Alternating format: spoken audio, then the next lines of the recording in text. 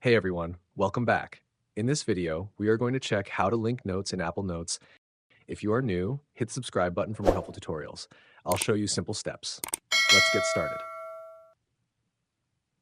Step 1. Open a note in Apple Notes. Highlight the text you want to link. Right-click and select Add Link or use Command K. Type the name of the note you want to link to. Select the note and click OK. Your text turns orange and underlined, meaning it's linked.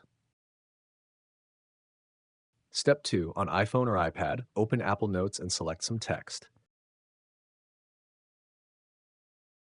Tap Add Link from the menu.